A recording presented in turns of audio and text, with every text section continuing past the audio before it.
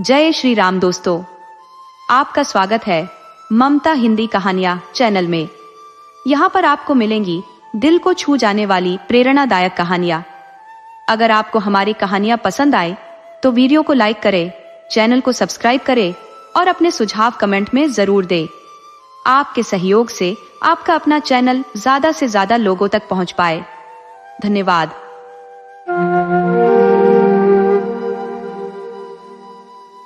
ये कहानी रामलीला मुंशी प्रेमचंद जी के द्वारा लिखी गई है।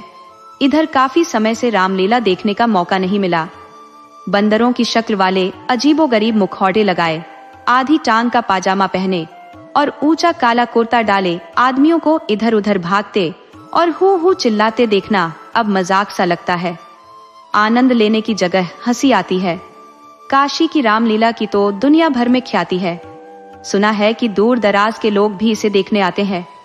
मैं भी बड़े उत्साह के साथ गया, लेकिन सच कहूं, वहां की लीला में मुझे और किसी साधारण गांव देहात की लीला में कोई खास अंतर नहीं दिखा।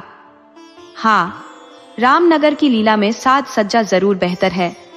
राक्षसों और बंदरों के चेहरे पीतल के बने हैं, गदाएं भी पीतल की है और शायद नवासी भ्राताओं के मुकुट असली हों।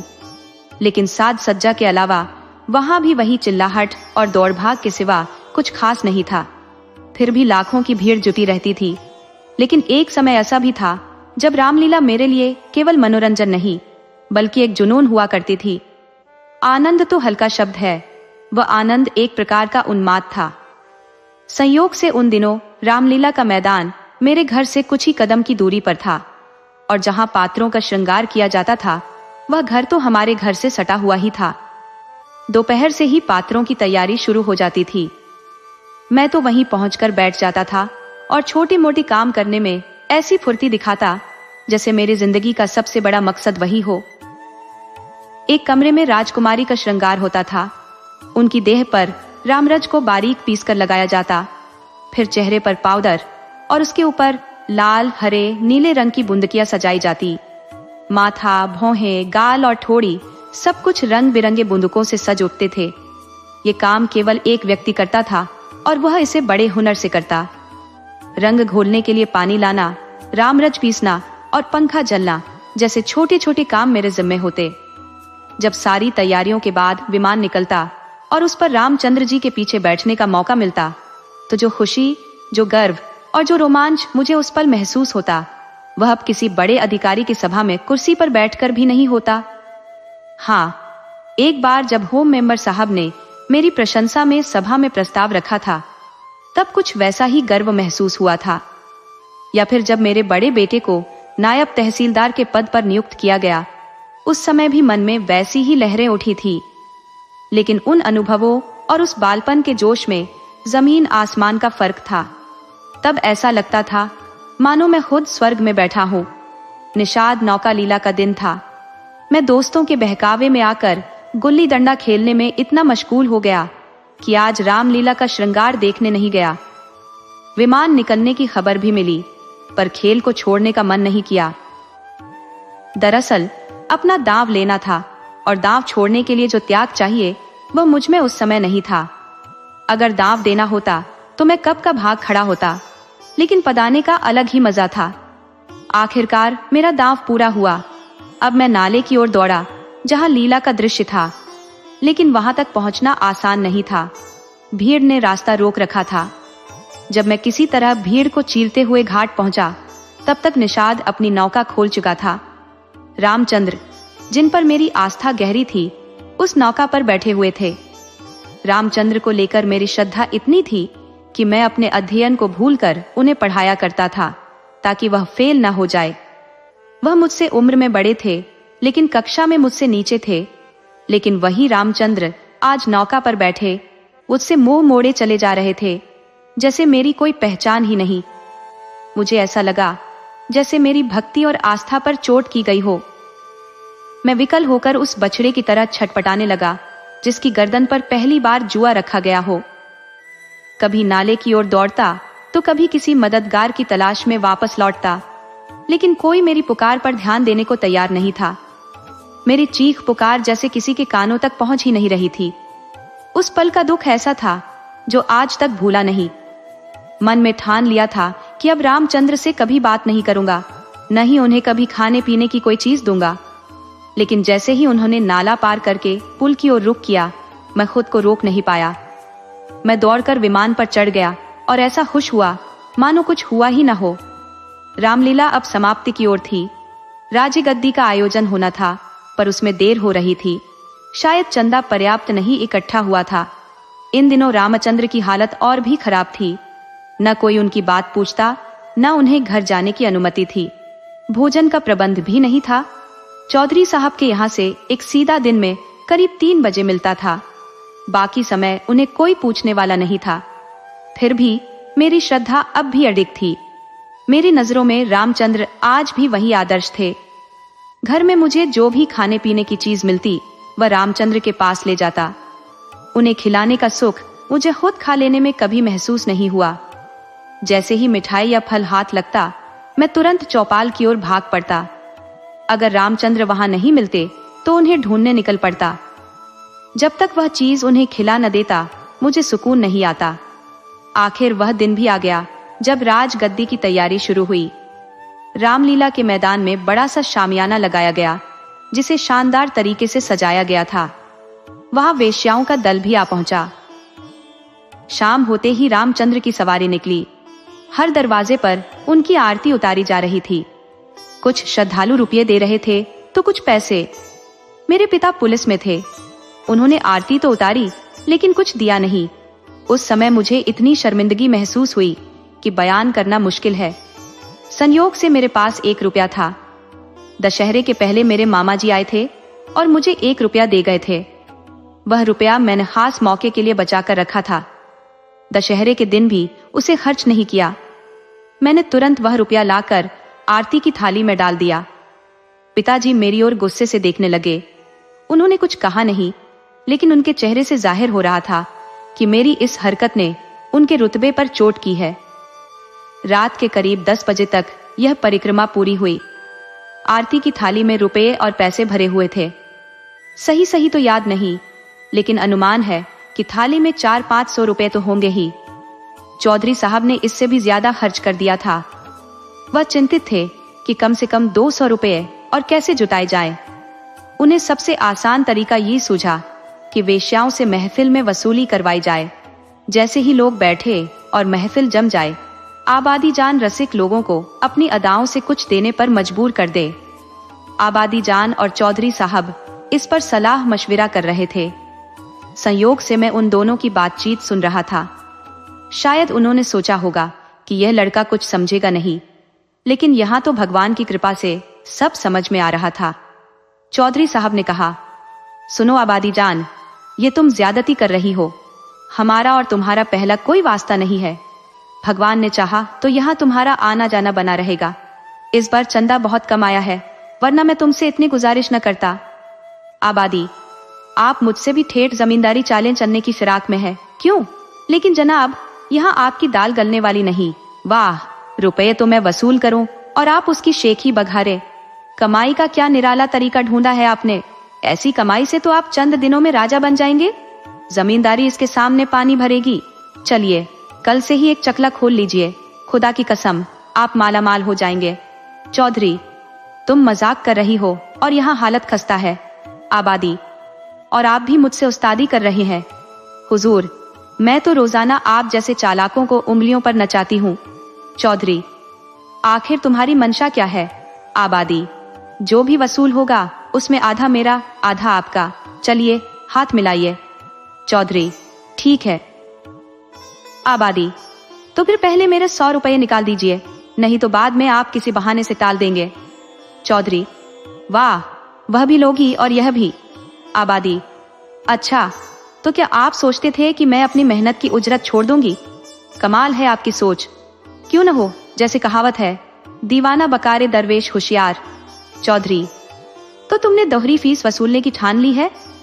आबादी, अगर आपकी जरूरत 100 बार हो तो, नहीं तो मेरे 100 रुपए तो कहीं गए नहीं। और मुझे क्या किसी कुत्ते ने काटा है जो लोगों की जेबों में हाथ डालती फिरूं?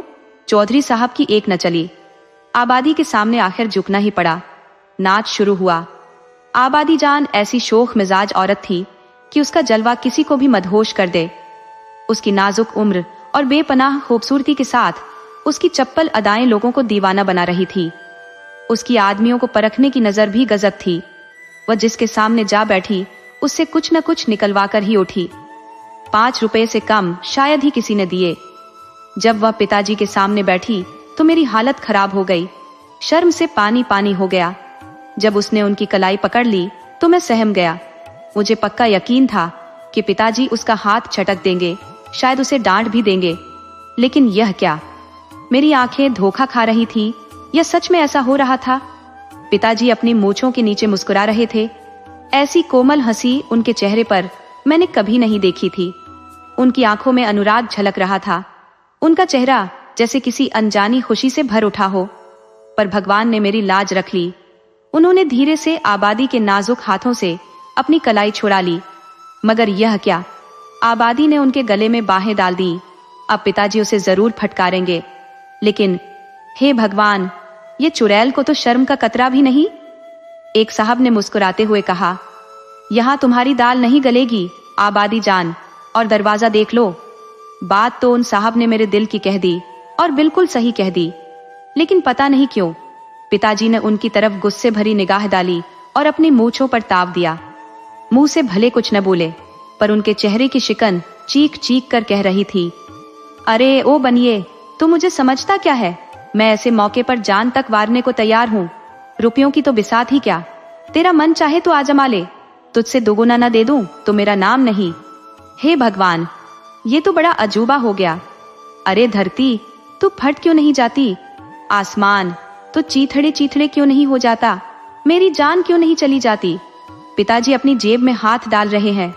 उन्होंने कुछ निकाला और सेठ जी को दिखाकर सीधा आबादी जान के हाथ में थमा दिया। ओह, ये तो अशर्फी निकली। चारों ओर तालियां गूंज उठी। सेठ जी बने उल्लू या पिताजी ने अपनी इज्जत खोई, ये तय करना मुश्किल है। बस मैंने इतना देखा कि पिताजी ने बड़े शान से एक अशर्फी निकालकर आबादी जान को दी। उनकी आंखों में ऐसा गर्व छलक रहा था जैसे उन्होंने हातिम ताई की कब्र पर लात मार दी हो। यही पिताजी है जिन्होंने मुझे आरती में 1 रुपया डालते देख ऐसे घूरा था मानो फाड़ ही खाएंगे। मेरे उस छोटे से सही काम से उनका रोग बिगड़ गया था, और यहाँ इस बेहूदे, बेकार और घिनौने काम पर ऐसे गर्वित हो रहे थे जैसे कोई बड़ा तीर मार लिया हो। आबादी जान ने एक मोहक मुस्कान के साथ पिताजी को सलाम किया और आगे बढ़ गई। मगर मेरे लिए वहां बैठ पाना मुश्किल था। शर्म से मेरा सिर झुक गया। अगर ये सब मेरी आंखों के सामने न होता तो शायद मैं कभी यकीन न करता। बाहर जो भी देखता सुनता माँ को जरूर बताता था, लेकिन ये किस्सा मैंने उनसे छिपा लिया। मुझे पता था ये सुनकर उन्हें बहुत दुख होगा। रात भर गाने बजाने का दौर चलता रहा। तबले की थाप मेरे कानों में गूंज रही थी। मन में हो रहा था कि जाकर देखूं, लेकिन हिम्मत नहीं हो रही थी। सोच रहा था किसी को मुंह कैसे दिखाऊंगा। कहीं किसी ने पिताजी का जिक्र छेड़ दिया तो क्या जवाब दूंगा। सुबह रामचंद्र की विदाई होने वाली थी। चारपाई से उठते ही आंखें मलते हुए चौपाल की ओर दौड़ पड़ा। डर था कि कहीं रामचंद्र जा न चुके हो। जब पहुंचा तो देखा कि तवायफों की सवारियां रवानगी के लिए तैयार खड़ी थी। उनके चारों ओर 20 लोग हसरत भरी निगाहें लिए चुपचाप घेर कर खड़े थे। मैंने उनकी तरफ देखने की भी जहमत नहीं उठाई और सीधा रामचंद्र के पास पहुंच गया। लक्ष्मण और सीता एक ओर बैठकर आंसुओं से भीगे जा रहे थे और रामचंद्र कंधे पर लुटिया डोर टांगे उनके आंसू पहुंचने और उन्हें सांत्वना देने की कोशिश कर रहे थे। वहां मैं अकेला ही था। मैंने कुछ दबी हुई आवाज में रामचंद्र से पूछा, तो क्या तुम्हारी विदाई हो गई? रामचंद्र ने फीकी मुस्कान के साथ कहा, हाँ, विदाई तो हो गई, मगर हमारी विदाई का मतलब ही क्या? चौधरी साहब ने बस इतना कह दिया, जाओ, निकल जाओ। मैंने और पूछा, तो क्या तुम्हें रुपए या कपड़े नहीं मिले? रामचंद्र ने सिर झुकाते हुए कहा, नहीं, अभी तक तो कुछ भी नहीं। चौधरी साहब कहते हैं इस वक्त बचत में रुपए नहीं है, बाद में आकर ले जाना। कुछ भी नहीं मिला? मैंने आश्चर्य से पूछा।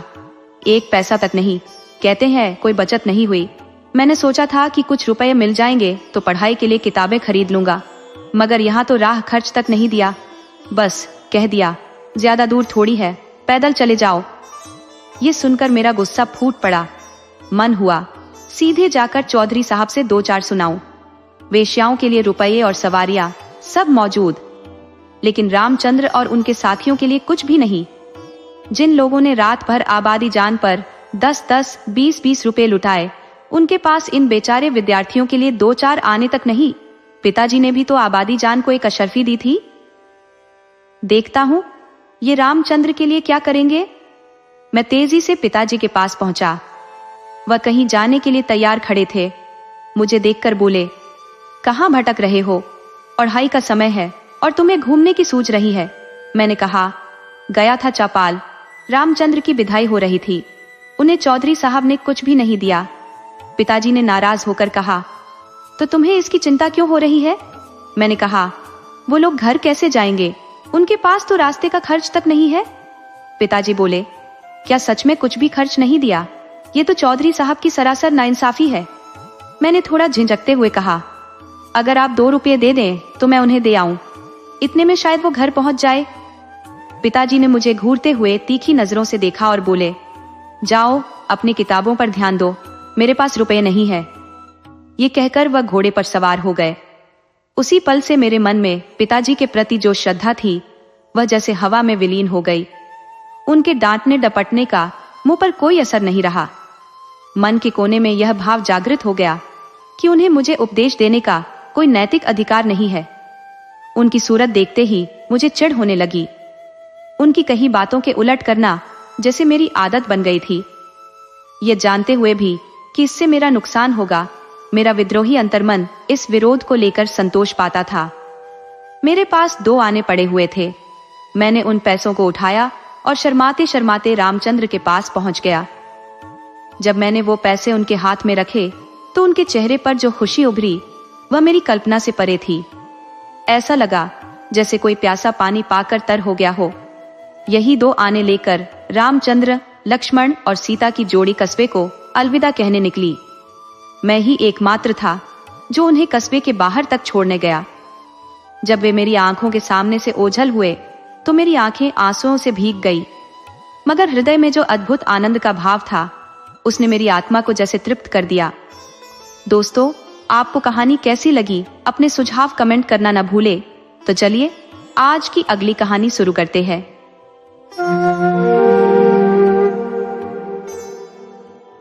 पंडित ज्ञानचंद्र ने गोविंदी की ओर गहरी दृष्टि डालते हुए कहा, मुझे ऐसे कठोर और निर्दयी लोगों के प्रति तनिक भी सहानुभूति नहीं है। यह क्रूरता की हद नहीं तो और क्या है कि 3 वर्षों तक जिसके साथ जीवन के सुख साझा किए उसे एक मामूली सी बात पर घर से निकाल दिया।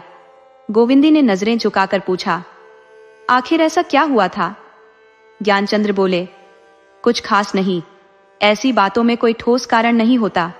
शिकायत यह है कि कालिंदी का स्वभाव तीखा है। अब 3 वर्षों तक वह तीखी नहीं थी, अब अचानक यह शिकायत क्यों? सच कहें तो कोई नई चिड़िया नजर आ गई होगी। उसके लिए पुराने पिंजरे को खाली करना जरूरी था। यही वजह है।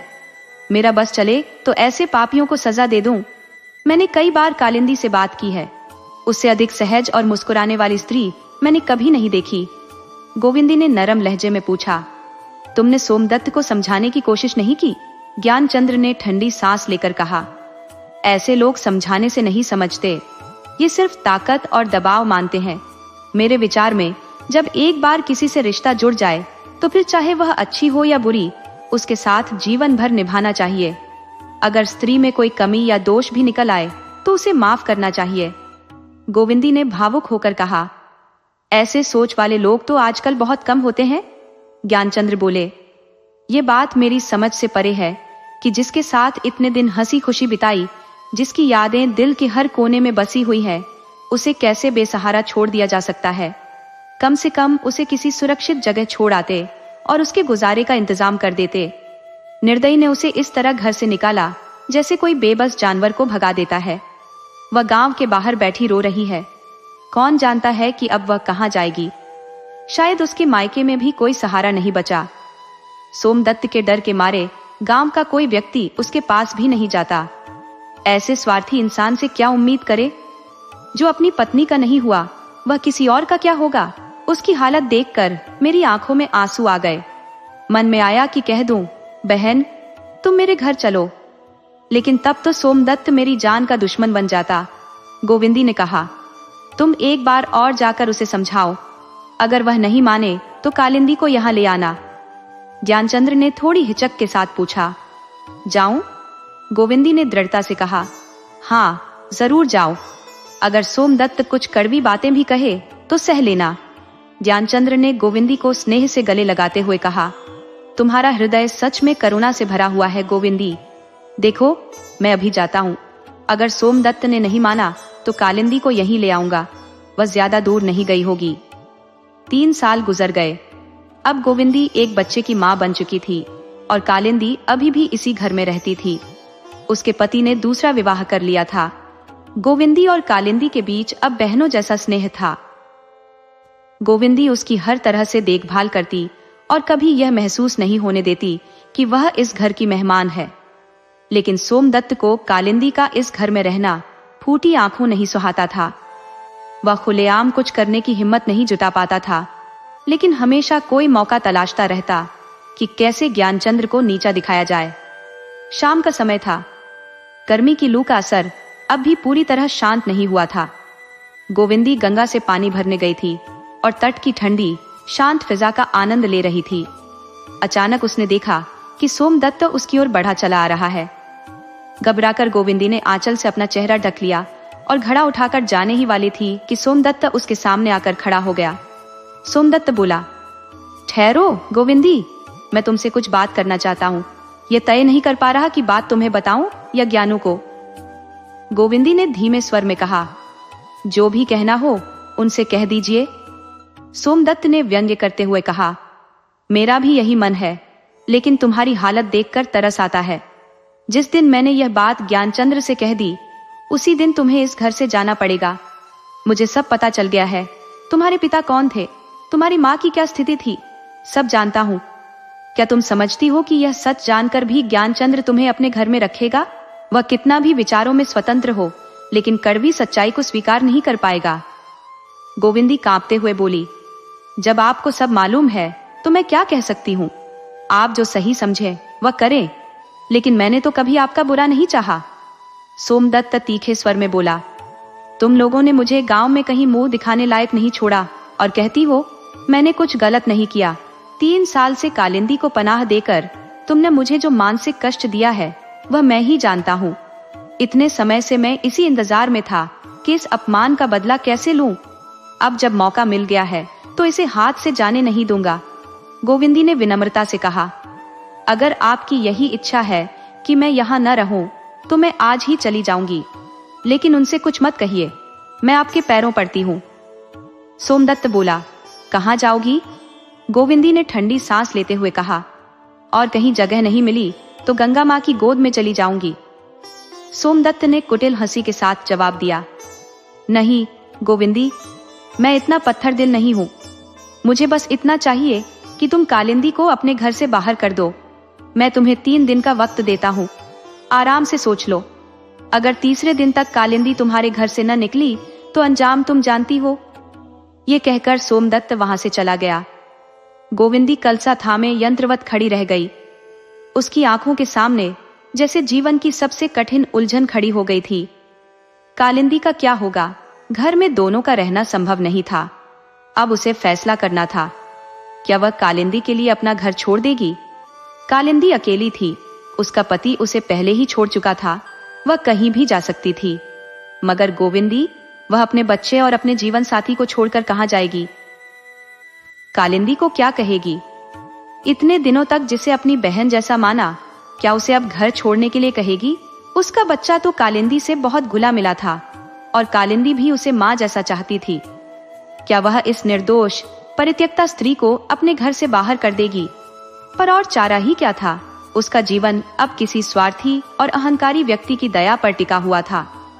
क्या वह अपने पति के प्रेम पर भरोसा कर सकती थी? ज्ञानचंद्र भले ही सहृदय, उदार और विचारशील थे, लेकिन क्या उनका प्रेम समाज के अपमान, व्यंग्य और तिरस्कार को झेल पाएगा? उस दिन से गोविंदी और कालिंदी के बीच अनदेखी दीवार खड़ी हो गई। दोनों अब पहले जैसा खुलकर नहीं मिलती। कालिंदी कहती, बहन आओ खाना खा लो, और गोविंदी जवाब देती, तुम खा लो, मैं बाद में खा लूंगी। पहले कालिंदी बच्चे को सारे दिन खिलाती थी। वह माँ के पास सिर्फ दूध पीने जाता था, मगर अब गोविंदी उसे अपने पास ही रखती। दोनों के बीच का यह फासला दिन ब दिन बढ़ता गया। कालिंदी बार बार सोचती, आखिर मुझसे ऐसा क्या हो गया कि यह मुझसे खींची खींची रहती है, पर उसे इसका कोई कारण समझ नहीं आता। उसे डर सताने लगा कि शायद अब यह मुझे यहाँ नहीं रखना चाहती। इधर गोविंदी भी कम परेशान नहीं थी। वह चाहती थी कि कालिंदी से दूर हो जाए, लेकिन उसकी उदास सूरत देख उसका मन कमजोर पड़ जाता। उससे कुछ कहते नहीं बनता। कठोर शब्द उसकी जुबान पर आते ही रुक जाते। वह सोचती, अगर कालिंदी को जाते देख लिया तो खुद ही रो पड़ेगी और रोकने के लिए मजबूर हो जाएगी। 3 दिन इसी उधेड़-बुन में बीत गए। कालिंदी ने घर छोड़ने का फैसला नहीं किया। तीसरे दिन सांझ ढल चुकी थी। सोमदत्त नदी किनारे काफी देर तक टहलता रहा। चारों ओर घना अंधेरा छा गया था, लेकिन उसकी नजर बार बार जल की ओर जाती रही। रात के 10 बज चुके थे और ज्ञानचंद्र अभी तक घर नहीं लौटे थे। गोविंदी बेचैन हो रही थी। ऐसा पहले कभी नहीं हुआ था। वह सोचती रही, आज आखिर इतनी देर कहाँ कर रहे हैं। उसका दिल तरह तरह की आशंकाओं से कांप रहा था। तभी मर्दाने कमरे का दरवाजा खुलने की आवाज आई। गोविंदी भागती हुई बैठक में पहुंची, लेकिन पति के चेहरे पर नजर पड़ते ही उसकी सारी शक्ति जैसे छुप गई। ज्ञानचंद्र के चेहरे पर मुस्कान थी, लेकिन उस मुस्कान में तिरस्कार और नियति का व्यंग्य छिपा हुआ था। जैसे कोई सरल सच्चे इंसान को किस्मत ने अपने खेल का मोहरा बना लिया हो। ज्ञानचंद्र ने गोविंदी की ओर देखा तक नहीं। अपने कपड़े सावधानी से अलगनी पर टांगे, जूते उतारे और फर्श पर बैठकर एक किताब के पन्ने पलटने लगे। गोविंदी ने डरते डरते पूछा, आज इतनी देर कहाँ थे? खाना ठंडा हो रहा है। ज्ञानचंद्र ने बिना उसकी ओर देखे कहा, तुम लोग खा लो, मैं एक दोस्त के घर खाकर आया हूँ। गोविंदी इस बात का मतलब समझ गई। थोड़ा रुककर उसने फिर कहा, थोड़ा सा ही खा लो, चलो। ज्ञानचंद्र ने ठंडी आवाज में जवाब दिया, अब भूख नहीं है। गोविंदी ने मायूस होकर कहा, तो मैं भी सोने चली जाती हूँ। अब ज्ञानचंद्र ने उसकी ओर देखा और कहा, क्यों, तुम क्यों नहीं खाओगी? गोविंदी का गला भर आया, कुछ कह नहीं सकी। ज्ञानचंद्र उसके पास आकर बोले, मैं सच कह रहा हूँ गोविंदी, मैंने दोस्त के घर खा लिया, तुम जाकर खाना खा लो। गोविंदी पलंग पर लेटी रही। उसके मन में चिंता, निराशा और दुख का भंवर मचल रहा था। अगर उसने कालिंदी को घर से निकाल दिया होता तो शायद आज उसे यह दिन नहीं देखना पड़ता, लेकिन वह ऐसा अमानवीय काम नहीं कर सकती थी। इस हालत में भी उसे इस बात का कोई पछतावा नहीं था। उसे ज्ञानचंद्र के इस तिरस्कार का भी दुख नहीं था। जो ज्ञानचंद्र हमेशा धर्म और नैतिकता की बड़ी बड़ी बातें करते थे, वही आज उसे इतनी बेरहमी से ठुकराते नजर आ रहे थे। लेकिन गोविंदी को उनके प्रति क्रोध या द्वेष नहीं था। उसके मन में बस एक सवाल उमड़ गुमड़ रहा था, अब इस घर में कैसे रहूंगी? जो घर कभी उसका संसार था, वह अब खाली लगने लगा था। उसकी स्थिति बस इसलिए थी क्योंकि वह अपने पति के प्रेम की अधिकारिणी थी, लेकिन अब वह प्रेम भी उससे छिन गया था। अब इस घर में उसका क्या स्थान बचा था? वह खुद को आईने में देखने की हिम्मत तक नहीं कर पा रही थी। उसे यकीन था कि ज्ञानचंद्र अपने मुंह से उसके खिलाफ एक भी शब्द नहीं कहेंगे, लेकिन जो कुछ वह उसके बारे में जान चुके थे, क्या उसके बाद भी उनका प्रेम बरकरार रह सकता था? कभी नहीं। शायद अभी चुप है, मगर सुबह होते ही कोई न कोई तूफान उठेगा।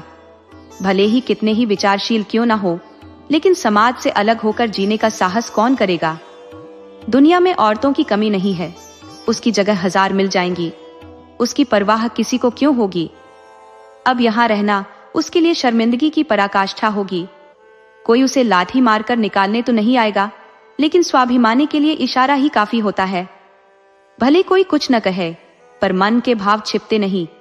लेकिन जब उसने मीठी नींद में लिपटे अपने मासूम बच्चे को देखा, तो ममता ने उसके कमजोर दिल को और भी व्याकुल कर दिया। वह कैसे अपने जीवन के इस आधार को छोड़ सकती थी? उसने अपने बच्चे को गोद में उठा लिया और गुमसुम रोती रही। बीते 3 साल कितनी खुशी के पल लेकर आए थे। उसने सोचा था कि जिंदगी इसी तरह खुशहाल गुजर जाएगी, लेकिन शायद किस्मत ने उससे ज्यादा खुशियों का वादा ही नहीं किया था। दर्द से भीगे उसके शब्द फूट पड़े। भगवान, अगर मेरी ऐसी दुर्गति करनी थी तो 3 साल पहले ही क्यों नहीं की? अगर उस वक्त मेरा जीवन समाप्त कर देते तो मैं तुम्हारी शुक्रगुजार होती, लेकिन 3 साल तक मुझे सुख और समृद्धि के इस बगीचे में घूमने का मौका दिया और फिर उसी को उजाड़ दिया। वह सोचने लगी, जिन पौधों को उसने अपने प्रेम से सींचा था वही अब दुर्भाग्य की कठोरता से कुचल दिए गए थे। ज्ञानचंद्र के स्वभाव और स्नेह की यादें उसकी आंखों में आंसू ले आईं। पुरानी मधुर स्मृतियां बार बार हृदय को मसोसने लगी। तभी ज्ञानचंद्र के आने की आहट से वह चौंक कर बैठ गई। उसने खुद को कठोर शब्दों के लिए तैयार कर लिया था, लेकिन जब उसने उनके चेहरे पर गुस्से की जगह शांत आश्चर्य देखा तो मन हल्का हुआ। ज्ञानचंद्र ने सहजता से पूछा, अभी तक सोई नहीं? जानती हो कितने बजे हैं? 12 से ऊपर हो चुके हैं। गोविंदी ने डरते डरते कहा। आप भी तो अभी तक जाग रहे हैं? ज्ञानचंद्र मुस्कुराते हुए बोले, मैं न सोऊं तो तुम भी न सो, मैं न खाऊं तो तुम भी न खाओ, मैं बीमार पड़ो तो तुम भी बीमार पड़ो। ऐसा क्यों? मैं तो बस एक कुंडली बना रहा था, कल किसी को देनी है। तुम क्या कर रही थी, बोलो। उनके शब्दों में सरलता और स्नेह का ऐसा अंश था जैसे तिरस्कार का कोई चिन्ह ही ना हो। क्या उपेक्षा इतनी कोमल भाषा में अभिव्यक्त हो सकती है? प्रवंचकता क्या इतनी कोमल और भोली हो सकती है? शायद सोमदत्त ने अब तक कोई बड़ा प्रहार नहीं किया है। हो सकता है उन्हें अवसर ही न मिला हो, लेकिन अगर ऐसा है तो आज इतनी देर से घर क्यों लौटे? बिना भोजन किए, मुझसे कुछ कहे बिना, बस चुपचाप। उनकी आंखें लाल हो रही थी। मेरी तरफ नजर भर कर देखना भी गंवारा नहीं किया। क्या यह संभव है कि उनका क्रोध शांत हो चुका हो? यह तो कल्पना के भी परे है। तो फिर क्या सोमदत्त को मुझ पर दया आ गई? क्या पत्थर पर दो बुघाई? गोविंदी इस गुत्थी को सुलझा नहीं पाई। जैसे किसी पथिक को बंजर राह में अचानक कोई वृक्ष की छांव मिल जाए, वैसे ही गोविंदी भी अपनी मानसिक उलझनों में थोड़ा शांत महसूस करने लगी। उसने मुस्कुराते हुए स्नेह भरे स्वर में कहा, मैं तो तुम्हारा ही इंतजार कर रही थी। ये कहते कहते उसकी आवाज भारी हो गई। व्याध के जाल में फंसी चिड़िया क्या मधुर गान गा सकती है? ज्ञानचंद्र चारपाई पर बैठ गए और बोले, ये झूठ है, तुम तो रोज अब तक सो जाती थी। 1 सप्ताह बीत गया। ज्ञानचंद्र ने गोविंदी से कुछ पूछा नहीं, न ही उनके व्यवहार से कोई असामान्य बात जाहिर हुई, बल्कि अगर कुछ बदला था तो यह कि वे पहले से भी ज्यादा शांत, स्नेही और प्रसन्न चित्त हो गए थे। उन्होंने गोविंदी को इतना मान और आदर पहले कभी नहीं दिया था। फिर भी गोविंदी उनके मनोभावों को पढ़ने की कोशिश कर रही थी। उसका मन हर पल आशंका से भरा और व्याकुल रहता था। अब उसे यह मानने में कोई संशय नहीं था कि सोमदत्त ने आग जरूर लगाई है। गीली लकड़ी में आग लगने पर क्या वो बुझ जाएगी या जंगल की सूखी पत्तियां जल उठेंगी, ये कौन कह सकता है। परंतु सप्ताह बीतते ही उस आग ने अपना असर दिखाना शुरू कर दिया। ज्ञानचंद्र एक महाजन के मुनीम थे। एक दिन महाजन ने उन्हें साफ कह दिया, अब आपकी सेवाएं हमें नहीं चाहिए। आजीविका का दूसरा सहारा यजमानी था, मगर धीरे धीरे यजमान भी उन्हें छोड़ने लगे, यहाँ तक कि उनके दरवाजे पर आना जाना भी बंद हो गया। आग अब सूखी पत्तियों को जलाते हुए हरे वृक्ष की जड़ों तक पहुंच रही थी। परंतु इस सब के बावजूद ज्ञानचंद्र ने गोविंदी के लिए एक भी कटु या तिरस्कार पूर्ण शब्द नहीं कहा। यह सामाजिक दंड शायद उन्हें परेशान न करता यदि इसने उनकी जीविका का सहारा न छीन लिया होता। गोविंदी सब समझ रही थी, पर झिझक के कारण कुछ भी कहने की हिम्मत नहीं जुटा पा रही थी। उसे इस बात का गहरा एहसास था कि उसके ही कारण उसके प्राणप्रिय पति इस हालत में आ गए हैं। ये बात उसके लिए असहनीय थी, मानो जीते जी मर जाना। मगर कैसे जीवन से मोह त्यागे, कैसे अपने प्राणों का उत्सर्ग करे? इस कठिन समय में उसका पूरा अस्तित्व स्वामी के लिए शुभकामनाओं की सरिता सा बह रहा था, लेकिन उसके होंठ सिल गए थे। भाग्य ने अपनी सबसे कठोर चाल उस दिन चली जब कालिंदी बिना कुछ कहे सुने सोमदत्त के घर आ पहुंची। जिसके लिए गोविंदी ने असहनीय कष्ट झेले, उसी ने अंत में बेवफाई कर दी। जब ज्ञानचंद्र को यह समाचार मिला तो वे बस हल्का सा मुस्कुरा दिए।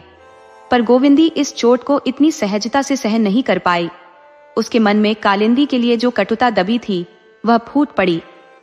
ज्ञानचंद्र ने शांत स्वर में कहा, उसे बेकार कोस रही हो प्रिय, इसमें उसका कोई दोष नहीं है। यह तो ईश्वर की परीक्षा है। इस समय धैर्य के अलावा हमें किसी और से कुछ भी अपेक्षा नहीं करनी चाहिए। गोविंदी ने जो भाव इतने दिनों से अपने भीतर दबा रखे थे, वे धैर्य का बांध टूटते ही उफान मारकर बाहर निकल पड़े। वह अपराधी की तरह हाथ जोड़कर अपने पति के सामने खड़ी हो गई और बोली, स्वामी, ये सब मेरी वजह से हो रहा है। मैं ही आपके कुल की कलंकिनी हूँ। क्यों न मुझे ऐसी जगह भेज दीजिए जहां मेरी शक्ल तक कोई न देखे।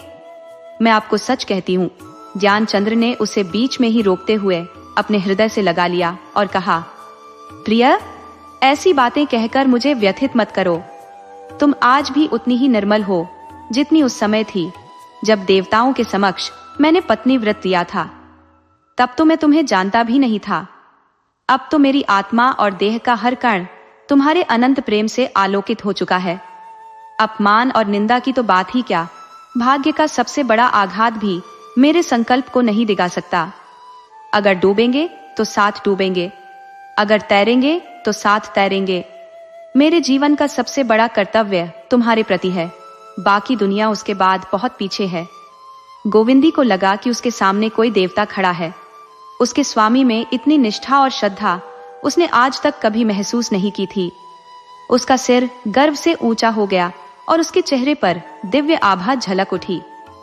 उसने दोबारा कुछ कहने का साहस नहीं किया। संपन्नता तो अपमान और बहिष्कार को तुच्छ समझ सकती है, लेकिन जब यह नहीं होती तो यही बाधाएं असहनीय हो जाती है। ज्ञानचंद्र का दिन रात घर में ही कटता। बाहर कदम रखने की हिम्मत उनमें नहीं बची थी। जब तक गोविंदी के पास गहनों का सहारा था, तब तक 2 वक्त की रोटी का इंतजाम हो जाया करता। पर जब यह सहारा भी खत्म हो गया तो हालात और बदतर हो गए। कई बार बिना खाए ही दिन गुजर जाता। अपने दुख दर्द बांटने के लिए न कोई साथी था, न कोई सहारा। गोविंदी पहले ही काया से कमजोर थी, लेकिन अब तो भूख और भीतर की पीड़ा ने उसे और भी जर्जर कर दिया। पहले शिशु के लिए दूध खरीदने का सामर्थ्य था, पर अब यह भी संभव नहीं था। बच्चा धीरे धीरे कमजोर होता जा रहा था। उसकी हालत देखकर ऐसा लगता मानो वह सूखे की चपेट में आ गया हो। दिन भर खुर्राट खाट पर पड़ा हुआ बच्चा माँ को बस मौन नैराश्य भरी दृष्टि से देखता रहता। ऐसा लगता उसकी नन्ही बुद्धि भी इन हालात को भांप गई है। न वह किसी चीज के लिए जिद करता, न कोई बाल सुलभ चंचलता दिखाता। उसकी हरकतें मानो ठहर गई थी और उसके मासूम खेल ने लंबी निराशाजनक प्रतीक्षा का रूप ले लिया था। संध्या का समय था। अंधेरे कमरे में गोविंदी अपने बच्चे के सिरहाने बैठी गहरी चिंता में डूबी थी। आसमान पर बादल गिरे हुए थे और ठंडी हवा के झोंके उसके अधनंगे शरीर को बाण की तरह भेद रहे थे। पूरे दिन बच्चे ने कुछ भी नहीं खाया था, क्योंकि घर में कुछ था ही नहीं। भूख से बच्चा तड़प रहा था, लेकिन या तो वह रोना नहीं चाहता था या फिर उसमें अब रोने की ताकत ही नहीं बची थी। इतने में ज्ञानचंद्र तेली के यहाँ से तेल लेकर घर पहुंचे। उन्होंने दिया जलाया। दिए की मध्यम रोशनी में गोविंदी ने बच्चे का चेहरा देखा तो वह कांप उठी। बच्चे का चेहरा पीला पड़ चुका था और उसकी पुतलियां ऊपर चढ़ गई थी। घबराकर उसने उसे गोद में उठा लिया। उसकी देह बर्फ की तरह ठंडी हो चुकी थी। वह चीख पड़ी, हे भगवान, मेरे लाल को क्या हो गया? ज्ञानचंद्र ने बच्चे के चेहरे पर नजर डाली, एक गहरी सांस ली और बोले, ईश्वर, क्या अपनी सारी कठोरता हमारे ही हिस्से में लिख दी है? गोविंदी फफक कर बोली, हाय, मेरा बच्चा भूख से निढाल हो गया है। कोई ऐसा भी नहीं जो इसे 2 घूंट दूध दे सके। ये कहते हुए उसने बच्चे को पति की गोद में दे दिया और खुद लुटिया लेकर कालिंदी के घर दूध मांगने चली। जिस कालिंदी ने पिछले 6 महीने से इस घर की ओर झांका तक नहीं था, उसी के दरवाजे पर दूध की भीख मांगने जाते हुए गोविंदी का सिर शर्म से झुक गया। ये वही बच्चा था जिसे कभी कालिंदी जान से ज्यादा चाहती थी, लेकिन अब उसके मन में इतनी कठोरता आ चुकी थी कि घर में कई गायों के रहते हुए भी उसने 1 बूंद दूध तक नहीं भेजा।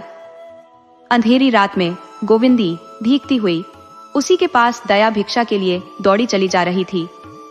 हे माता, तेरा वात्सल्य धन्य है। कालिंदी, दीपक हाथ में लिए दालान में खड़ी गाय दूह रही थी। कभी वह स्वामिनी बनने के लिए सौत से झगड़ा किया करती थी। सेविका का पद उसे स्वीकार नहीं था, परंतु अब सेविका का स्थान स्वीकार कर वह स्वामिनी बनी हुई थी। गोविंदी को देखकर वह तुरंत बाहर आ गई और विस्मित हो बोली, क्या बात है बहन, इस पानी और बूंदों में कैसे चली आई? गोविंदी ने झिझकते हुए कहा, लाला बहुत भूखा है कालिंदी, आज दिन भर कुछ नहीं मिला, थोड़ा सा दूध लेने आई हूं। कालिंदी भीतर गई, दूध का मटका लेकर लौटी और बोली, जितना चाहो ले लो गोविंदी, दूध की तो कोई कमी नहीं है। लाला अब चलने फिरने लायक हो गया होगा, बड़ा मन करता है जाकर उसे देख आऊं, लेकिन यहाँ जाने का हुक्म नहीं है।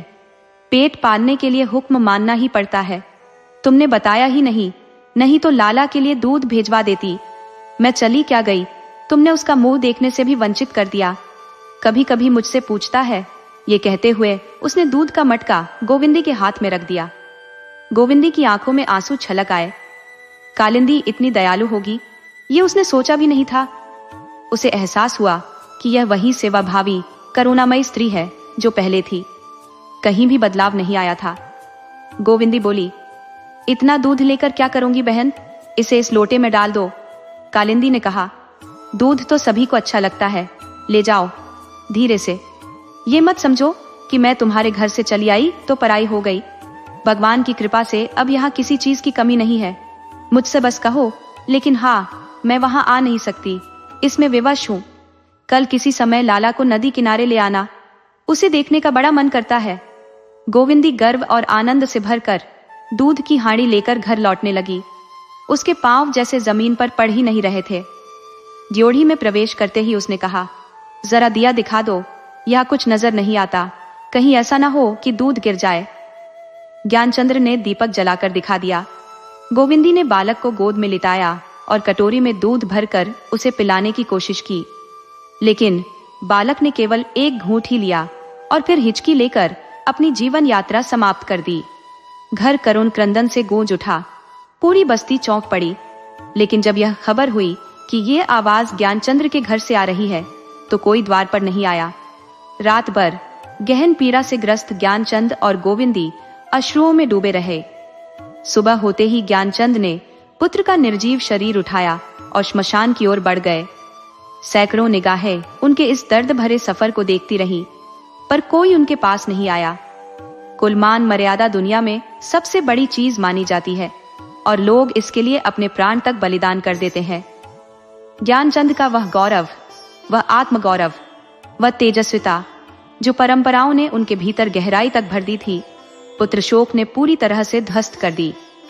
उनके विश्वास को यह यकीन हो गया था कि उनकी गलतियों का यह ईश्वर का कठोर दंड है। दीनता, दुर्बलता और दरिद्रता ने इस सोच को और गहरा कर दिया। गोविंदी के प्रति उनका दिल अब भी निर्दोष भावना से भरा हुआ था। न तो उनके मुख से कोई कटु वचन निकला, न ही उनके हृदय में गोविंदी के प्रति कोई कटु भाव घर कर पाया। उन्हें यही प्रतीत होता रहा कि विधाता की निर्दयी लीला उनके जीवन को बर्बाद कर रही है। अब यह घर, जो कभी आनंद और स्नेह का केंद्र था, उन्हें खाली खाली सा लगता था। उस घर में अब न तो वह गोद थी जो बालक को चांद मामा की कहानियां सुनाती, न वह हाथ जो उसे उबटन लगाते। हर ओर खालीपन था। उनका हृदय जैसे खाली कर दिया गया हो। अपमान, भूख और कष्ट की हर विडंबना के बावजूद बालक की नन्ही मुस्कान और खेल उनके जीवन के सबसे बड़े सुख थे। कुछ लोग विपत्ति में लड़ने का साहस और प्रेरणा पाते हैं, तो कुछ पूरी तरह टूट जाते हैं। ज्ञानचंद शिक्षित थे, परंतु उनके भीतर का अविश्वास उन्हें घर की दहलीज पार करने नहीं देता था। शहर में नौकरी ढूंढने का विचार भी उनके भीतर की झिझक को मिटा नहीं पाया। उनके मन में यही सवाल गूंजता रहता, कौन उन्हें पहचानेगा? अगर कोई परिचित मिला भी तो उनकी मदद क्यों करेगा? उनकी झिझक और स्थितियों की बेबसी उन्हें इस कदर तोड़ चुकी थी कि अब वह गोविंदी के सहारे जी रहे थे। बेचारी गोविंदी दिन में बच्चों के फटे कपड़े सिलती और रात में दूसरों का आटा पीसती। ज्ञानचंद यह सब देखते हुए सिर्फ माथा पीटते और अपने दुर्भाग्य को कोसते रहते थे। एक दिन खाना खाते वक्त ज्ञानचंद्र ने कड़वाहट भरी मुस्कान के साथ कहा, इस संसार में मुझ जैसा निर्लज्ज कोई और नहीं होगा। जो अपनी बीवी की मेहनत की कमाई पर पल रहा हो और फिर भी शर्म से डूब मरा ना हो। गोविंदी ने माथे पर बल डालते हुए गुस्से में कहा, तुमसे हाथ जोड़ती हूँ, मेरे सामने इस तरह की बातें मत किया करो। अगर कुछ हुआ है तो वो भी मेरे ही कारण है। ज्ञानचंद्र ने व्यंग्य भरे स्वर में कहा, तुमने जरूर पिछले जन्म में कोई बड़ा पाप किया होगा गोविंदी, जो मुझ जैसे निकम्मे के साथ ब्याह हो गया। मेरे रहते हुए ही तुम विधवा हो, इस जीवन पर लानत है। गोविंदी ने आंखें तरेरते हुए जवाब दिया, अगर फिर इस तरह का शब्द मुंह से निकाला तो तुम मेरा खून पी लो। तुम्हारे साथ रहते रहते ही मेरा जीवन सार्थक हुआ है। इसे मैं अपने पूर्व जन्म की तपस्या का पुण्य फल मानती हूँ। सुख दुख सब पर आते हैं, बस भगवान से यही प्रार्थना है कि तुम्हें सही सलामत रखे। ज्ञानचंद्र ने कड़वे अंदाज में कहा, भगवान तुम्हारी इच्छा पूरी करे, खूब चक्की पीसो। गोविंदी ने बिना झिझक कहा, हाँ पीसती हूँ, तुम्हें क्या फर्क पड़ता है। ज्ञानचंद्र ने हंसते हुए कहा, हाँ पीसो, मैं मना थोड़े ही करता हूँ। आखिर तुम न पीसो तो यहाँ दाल में घी कौन डालकर खाएगा, और आज तो दाल में घी भी है। वाह, अब तो मेरी चांदी है, आखिरकार नाव पार लग ही जाएगी। उन्होंने व्यंग्य से कहा, इस गांव में बड़ी बड़ी ऊंचे खानदान की लड़कियां हैं, उनके लिए बस अपने कपड़े गहनों का दिखावा ही सबसे बड़ा धर्म है। पति चाहे चोरी करे या डाका डाले, उन्हें कोई परवाह नहीं। लेकिन तुम्हारे पास वो गुण नहीं है, तुम किसी ऊंचे कुल की बेटी नहीं हो। वाह रे दुनिया, ऐसी पवित्र औरतों का तिरस्कार करती है, धन्य है तेरा न्याय। फिर अचानक ज्ञानचंद्र ने विषय बदलते हुए कहा, तुमने सुना, सोमदत्त ने मेरे असामियों को भड़का दिया है कि लगान मत देना। अब बताओ मैं जमींदार को रकम कैसे चुकाऊंगा। गोविंदी ने तमतमाते हुए कहा, तो क्या हुआ, मैं अभी सोमदत्त के पास जाती हूँ, पूछती हूँ उससे। मना कैसे करेगा, कोई मजाक है। ज्ञानचंद्र ने तुरंत मना किया, नहीं गोविंदी, उस आदमी के पास मत जाना। मैं नहीं चाहता कि उसकी परछाई भी तुम पर पड़े। उसे जो करना है करने दो, मैं देख रहा हूँ भगवान कितना न्याय करते हैं। गोविंदी ने सुझाया, तो तुम असामियों से जाकर बात क्यों नहीं करते।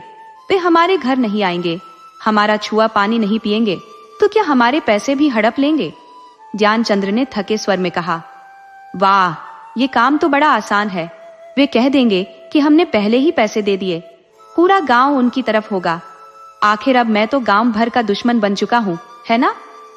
आज जमकर खाना खाया, अब तो जैसे खुद को नवाब समझने लगा हूं, बिना कुछ किए धरे ऐश करता हूं। सच कहूं, तुम्हारी वजह से अब मन पूरी तरह से बेफिक्र हो गया है। चाहूं तो 7 समुंदर पार चला जाऊं, तुम अपना गुजारा कर ही लोगी। गोविंदी, कहीं जाने की कोई जरूरत नहीं है। ज्ञानचंद्र, तो भला यहां से कौन जाने की सोच रहा है। क्या मुझे किसी ने इतना सताया है कि इस आराम की जिंदगी को छोड़कर मजदूरी करने निकलूं। सचमुच गोविंदी, तुम देवी हो। खाना खाकर ज्ञानचंद्र बाहर चले गए। गोविंदी ने सोचा, शायद बाहर टहलने गए होंगे। पति की बातों से उसका मन कुछ हल्का सा महसूस कर रहा था। मन ही मन उम्मीद कर रही थी कि शायद नौकरी की तलाश में जाने का इरादा कर रहे हैं, लेकिन उनकी बातें उसे अब भी उलझन में डाल रही थी। ऐसी बातों का मतलब पहले कभी नहीं निकला था। आज क्या सोचकर ऐसा बोले। जाड़ों की धूप में बैठकर गोविंदी कपड़े सीने लगी। थोड़ी ही देर में शाम ढलने लगी। ज्ञानचंद्र अब तक लौटे नहीं थे। दिया बत्ती का समय हो चला था। उसने खाना बनाने की तैयारी शुरू की। कालिंदी थोड़ा सा दूध दे गई थी। खुद तो उसने खाने की आदत छोड़ दी थी, लेकिन पति के लिए रोटियां सेकनी थी। सोचा, दूध रोटी से काम चल जाएगा। खाना तैयार करके वह रसोई से बाहर निकली ही थी कि सोमदत्त आंगन में आकर खड़ा हो गया। सोमदत्ता, ज्ञानू कहाँ है। गोविंदी, कहीं बाहर गए हैं। सोमदत्ता, कपड़े पहनकर गए हैं। गोविंदी, हाँ, काली मिर्जई पहने थे। सोमदत्ता, जूता भी पहना था। गोविंदी का दिल जोर जोर से धड़कने लगा। उसने घबराकर कहा, हाँ, जूता भी पहना था, क्यों पूछ रहे वो। सोमदत्त ने अपने सिर पर हाथ मारते हुए चीख कर कहा, हाय ज्ञानू, हाय। गोविंदी की घबराहट और बढ़ गई। उसने कांपते हुए पूछा, क्या हुआ दादाजी, कुछ बताओ तो सही। सोमदत्ता, अभी थाने से आ रहा हूँ, वहां उनकी लाश मिली है, रेल के नीचे आ गए थे। हाय ज्ञानू, मैं ही हत्यारा हूँ, मुझे क्यों न मौत आ गई। गोविंदी के मुंह से एक और शब्द नहीं निकला। उसकी अंतिम हाय के साथ उसकी आत्मा भी शरीर से विदा हो गई। पूरे गांव में शोर मच गया। स्त्रियां इकट्ठा होकर रोने लगी। सब कहती थी देवी थी, सती थी। सुबह 2 अर्थियां गांव से उठी। एक पर रेशमी चुनरी का कफन था तो दूसरी पर रेशमी शाल का। गांव के पंडितों में से सिर्फ सोमदत्त साथ गया, बाकी सब नीची जाति के लोग थे। दाह संस्कार का सारा इंतजाम भी सोमदत्त ने किया। वह बार बार अपनी छाती पीटते हुए चीख रहा था, हाय ज्ञानू। दोस्तों, आपको कहानी कैसी लगी अपने सुझाव कमेंट करना न भूले। तो चलिए आज की अगली कहानी शुरू करते हैं।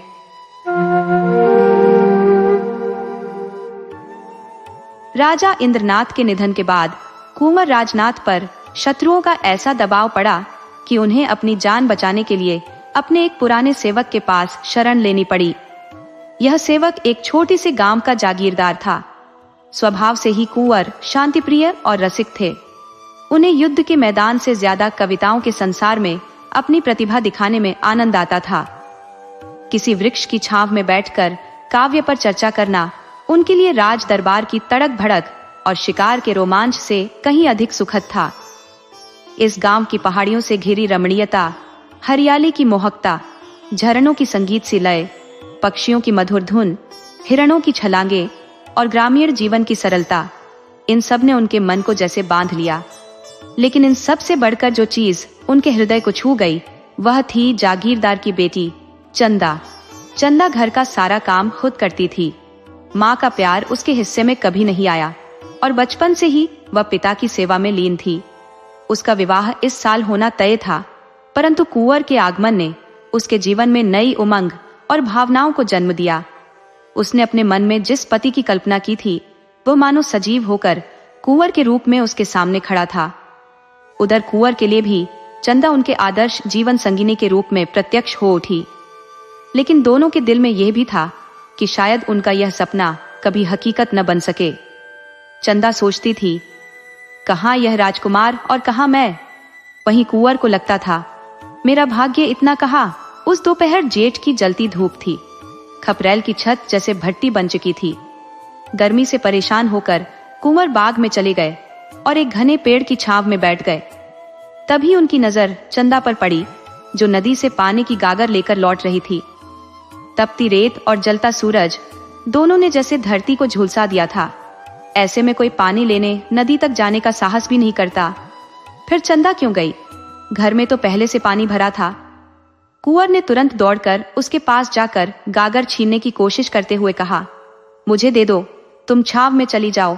इस आग उगलती धूप में पानी लाने की क्या जरूरत थी? चंदा ने गागर को कसकर पकड़ लिया और सिर से फिसलते आंचल को संभालते हुए बोली, आप यहाँ इस वक्त कैसे आ गए? लगता है गर्मी के मारे घर के अंदर टिक नहीं पाए। कुंवर ने मुस्कुराते हुए कहा, मुझे गागर दे दो वरना मैं छीन लूंगा। चंदा ने हल्की हंसी के साथ जवाब दिया, राजकुमारों को गागर लेकर चलना शोभा नहीं देता। कुंवर ने गागर का मुंह थामते हुए कहा, राजकुमार होने की सजा बहुत भुगत चुका हूं चंदा।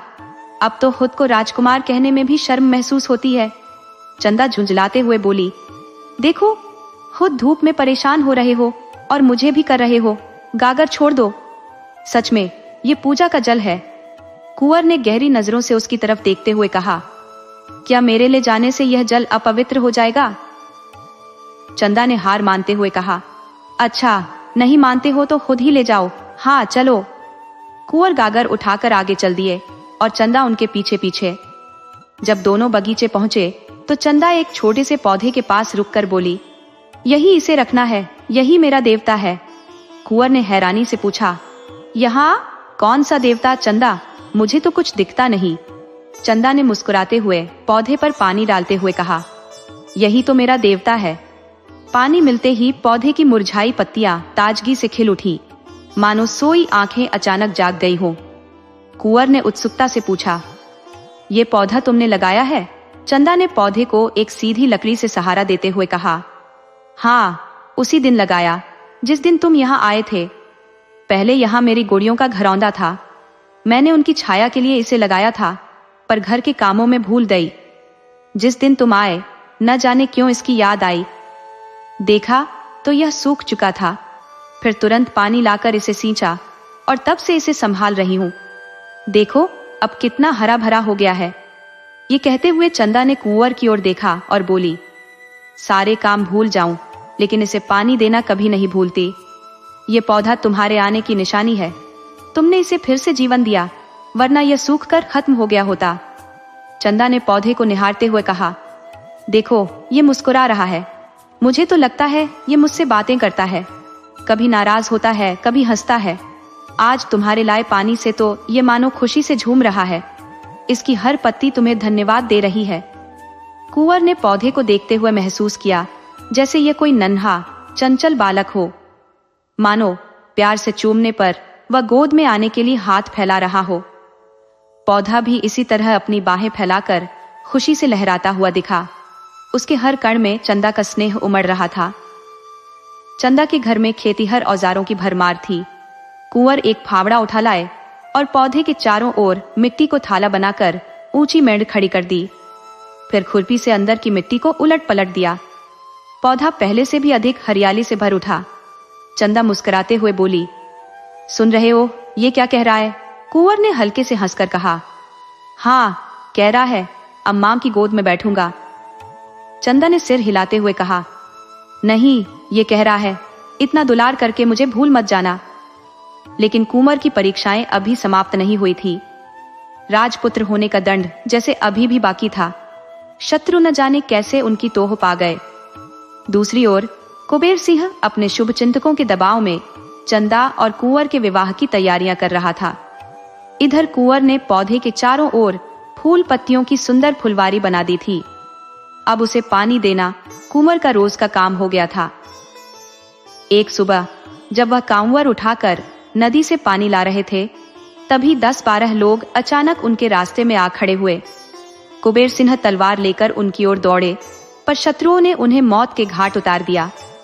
निहत्थे कुंवर ने कामवर कंधे पर रखे हुए शांत स्वर में कहा, अब क्यों मेरे पीछे पड़े हो भाई? मैंने तो सब कुछ छोड़ दिया। उनका सरदार बोला, हमें आदेश है कि तुम्हें पकड़कर ले जाए। कुंवर ने ठहर कर कहा, तुम्हारा स्वामी मुझे इस हालत में भी नहीं बख्शेगा।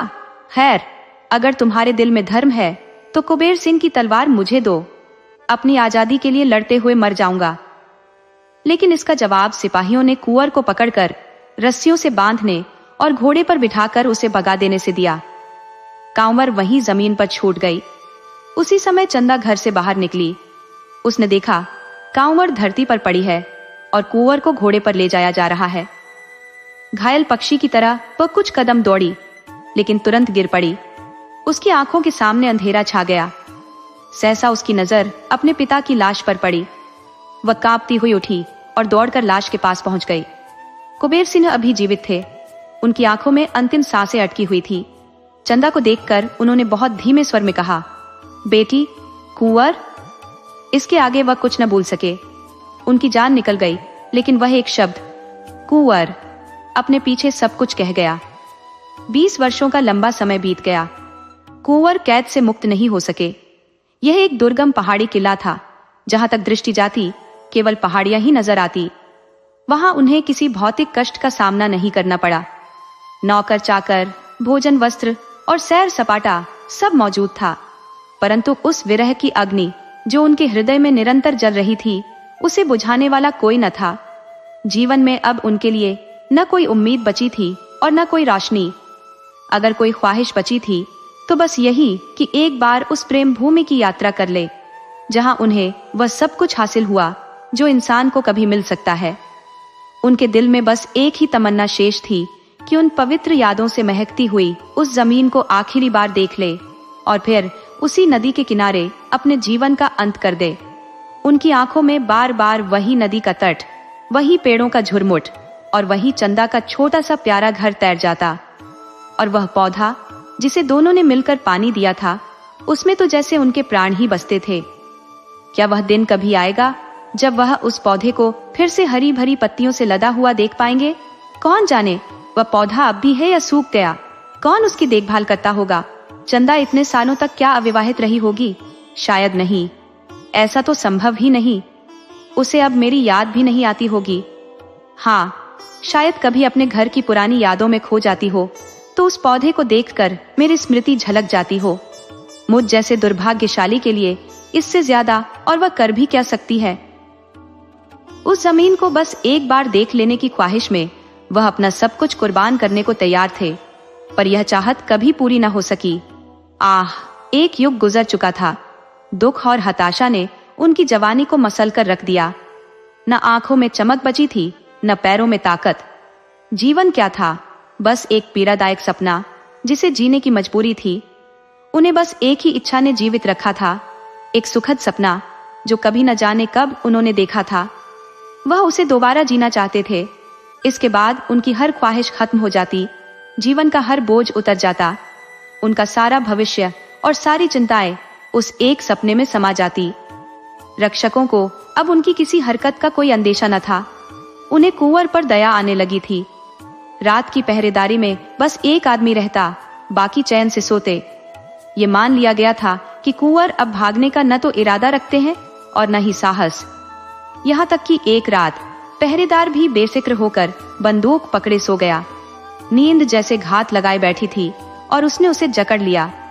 कुंवर ने उसकी खर्राटों की आवाज सुनी। उनका दिल तेजी से धड़कने लगा। कितने दिनों बाद ऐसा मौका मिला था। वे उठे, पर उनके पांव थर थर कांप रहे थे। बरामदे से नीचे उतरने की हिम्मत नहीं जुटा पाए।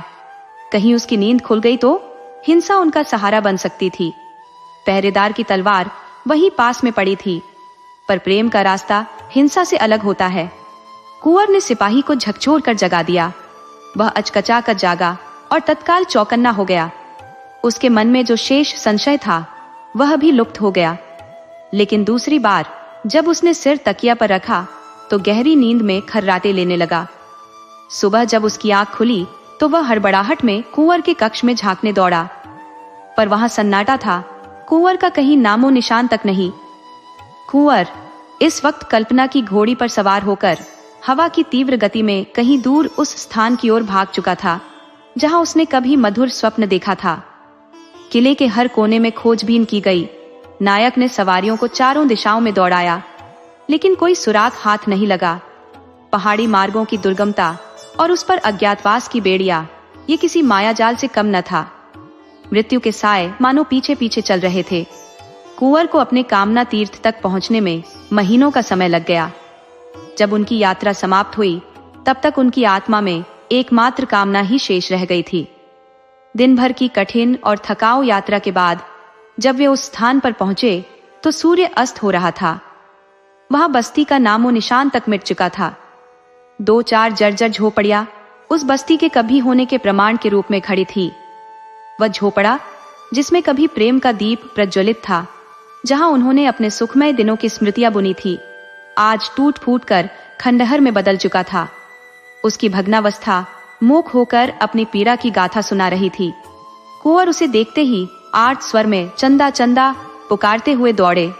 उन्होंने उस मिट्टी को माथे से लगाया मानो किसी देवता का प्रसाद हो। फिर उसकी टूटी दीवारों से लिपटकर वे फूट फूट कर रोने लगे। हाय रे अभिलाषा, इतनी लंबी यात्रा करके वे यहाँ केवल रोने के लिए ही आए थे? उनके भीतर इस विलाप की तड़प जैसे वर्षों से दबी हुई थी, परंतु इस विलाप में एक स्वर्गीय आनंद था। क्या समस्त संसार का सुख इन अश्रुओं के आनंद से बढ़कर हो सकता था? फिर वे झोपड़े से बाहर निकले। सामने मैदान में एक विशाल वृक्ष अपनी हरी भरी शाखाओं के साथ खड़ा था, मानो उनका स्वागत करने को आतुर हो। यह वही पौधा था जिसे आज से 20 वर्ष पहले उन्होंने और चंदा ने मिलकर लगाया था। कुंवर उस वृक्ष से इस प्रकार लिपट गए मानो कोई पिता अपने अनाथ पुत्र को हृदय से लगा रहा हो। यह वृक्ष उस प्रेम की निशानी था जो 20 वर्षों के बाद भी अक्षुण्ण था। कुंवर के हृदय में ऐसा भाव उमड़ा मानो वे इस वृक्ष को अपनी आत्मा में समेट लेना चाहते हो। उसके हर पत्ते पर चंदा की स्मृतियां अंकित थी। पक्षियों का मधुर संगीत पहले कभी इतना आकर्षक प्रतीत नहीं हुआ था। उनके शरीर में अब शक्ति शेष नहीं थी। भूख, प्यास और थकान से वे पूरी तरह निढाल हो चुके थे, परंतु कुंवर उस वृक्ष पर चढ़ गए इतनी फुर्ती से कि कोई बंदर भी उनकी बराबरी न कर सके। सबसे ऊपरी डाल पर बैठकर उन्होंने चारों तरफ गर्व भरी दृष्टि डाली। यही उनका स्वर्ग था, उनकी इच्छाओं का चरम लक्ष्य। चारों ओर का दृश्य जैसे चंदामय हो गया था। दूर दूर फैली नीली पहाड़ी श्रृंखलाओं पर चंदा मानो कोई गीत गा रही थी। आकाश में तैरती लालिमा से भरी नौकाओं पर चंदा उड़ती हुई दिखाई दे रही थी। सूरज की सुनहरी किरणों में भी चंदा की मुस्कान झलक रही थी। कुंवर के मन में ख्याल आया, काश वह भी एक पक्षी होते, इन्हीं जालियों पर बैठकर अपने जीवन के शेष दिन काट देते। जब अंधेरा गिरने लगा तो वे नीचे उतर आए। उसी पेड़ के नीचे थोड़ी सी जमीन को साफ किया और पत्तों की एक बिस्तर बनाकर लेट गए। यही उनका स्वर्ण स्वप्न था। आह, यही वैराग्य। अब वह इस वृक्ष की छांव छोड़कर कहीं नहीं जाएंगे, चाहे उन्हें दिल्ली का तख्त ही क्यों न मिल जाए, वह इस आश्रय को नहीं छोड़ेंगे। शांत उजली चांदनी रात में अचानक एक पक्षी आकर उस वृक्ष पर बैठ गया। उसने एक दर्द भरी आवाज में गाना शुरू किया। ऐसा लगा जैसे वह वृक्ष भी उस संगीत के साथ दुख में सिर धुन रहा हो। वह नीरव रात उस दर्दमय गान से गूंज उठी। कुंवर का दिल ऐसा ऐंठने लगा जैसे वह फट जाएगा। पक्षी के सुरों में गहरा दुख, गहरा वियोग और एक अनकहा रुदन था।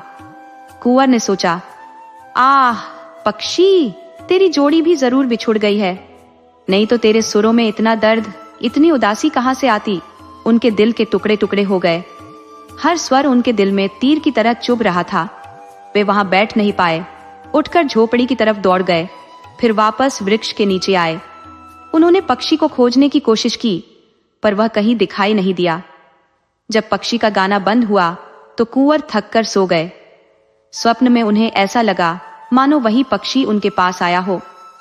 उन्होंने ध्यान से देखा तो वह पक्षी नहीं, चंदा थी। हाँ, साक्षात चंदा। कुंवर ने पूछा, चंदा, ये पक्षी यहां कहां? चंदा ने मुस्कुराते हुए कहा, मैं ही वह पक्षी हूं। कुंवर ने हैरान होकर पूछा, तुम पक्षी हो? क्या तुम ही गा रही थी? चंदा ने जवाब दिया, हाँ प्रियतम, मैं ही गा रही थी। रोते रोते एक युग बीत गया। कुंवर ने पूछा, तुम्हारा घोंसला कहाँ है? चंदा ने कहा, उसी झोपड़ी में जहां तुम्हारी खाट थी, उसी खाट के बांध से मैंने अपना घोंसला बनाया है। कुंवर ने फिर पूछा, और तुम्हारा जोड़ा कहाँ है? चंदा बोली, मैं अकेली हूं। मुझे तुम्हारी याद में रोने और तुम्हारे लिए तड़पने में जो आनंद है, वह किसी जोड़े के साथ नहीं। मैं ऐसे ही अकेली रहूंगी और अकेली मरूंगी। कुंवर ने आंसुओं से भीगी आवाज में कहा, क्या मैं पक्षी नहीं बन सकता? चंदा जा चुकी थी। कुंवर की नींद खुल गई। सुबह की लालिमा आसमान पर फैली हुई थी और वह चिड़िया कुंवर की बिस्तर के पास वाली डाल पर बैठकर चहचहा रही थी। अब उस गान में न करुणा थी, न उदासी, न कोई विलाप। उसमें सिर्फ आनंद, सरलता और चंचलता की गूंज थी। यह वियोग की वेदना नहीं, बल्कि मिलन का मीठा संगीत था। कुंवर के मन में स्वप्न की गुत्थियां सुलझने लगी। ये स्वप्न आखिर क्या कहता है? जैसे ही वह बिस्तर से उठे, उन्होंने झाड़ू बनाई और झोपड़ी को साफ करने लगे। यह भग्नावस्था उनके रहते नहीं रह सकती। उन्होंने तय किया कि दीवारें फिर से खड़ी करेंगे, छप्पर डालेंगे और मिट्टी से लीपेंगे। इस जगह में उनकी चंदा की यादें बसती हैं। झोपड़ी के एक कोने में रखी वह कांवर, जिससे कभी कुंवर पानी भर भर कर इस वृक्ष को सींचते थे, उन्होंने उठा ली और नदी की ओर चल पड़े। 2 दिन से उन्होंने कुछ खाया नहीं था। भूख तो थी, मगर अब वह भी कहीं गायब हो चुकी थी। उनके शरीर में एक अजीब ऊर्जा दौड़ रही थी। वे नदी से पानी लाते और मिट्टी भिगोने लगते, दौड़ते जाते और दौड़ते आते। ऐसा जोश उनमें पहले कभी न था। एक ही दिन में जितनी दीवार उन्होंने खड़ी कर दी, उतनी 4 मजदूर भी न बना पाते। और दीवारें इतनी सीधी, इतनी चिकनी कि एक कुशल कारीगर भी शर्मा जाए। प्रेम की शक्ति सचमुच असीम होती है। संध्या ने दस्तक दी। पक्षियों ने अपने घोंसले तलाशे, वृक्षों ने भी जैसे पलकें मोल ली, मगर कुंवर कहाँ थकने वाले थे। तारों की मध्यम रोशनी में भी मिट्टी के रद्दे रखते जा रहे थे। आह, यह चाहना, क्या यह बेचारे की जान लेकर ही मानेगी? तभी वृक्ष पर किसी पक्षी का सुरीला गान सुनाई दिया। कुंवर के हाथ से घड़ा छूट पड़ा। मिट्टी में सने हाथ पैर लिए वह पेड़ के नीचे जाकर बैठ गए। उस स्वर में ऐसी मधुरता थी, ऐसा उल्लास और एक अजीब सी चमक, जो किसी मानव संगीत में कहा। उस गान में विस्मृति थी, लेकिन ऐसी विस्मृति जो स्मृतियों में खोने को मजबूर कर दे। यह अतीत को एक नई रोशनी में उभारने की ताकत रखती थी। कुंवर की आंखों के सामने वह दृश्य तैरने लगा जब चंदा इसी पेड़ को नदी से पानी ला लाकर सींचती थी।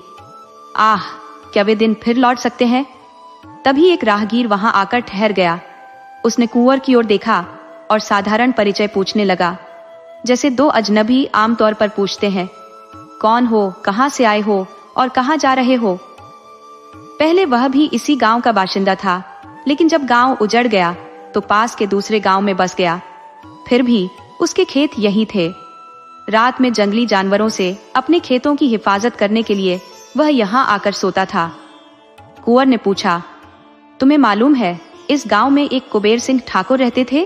किसान ने तुरंत उत्साह से कहा, हाँ भाई, क्यों नहीं जानता, बेचारे यही मारे गए थे।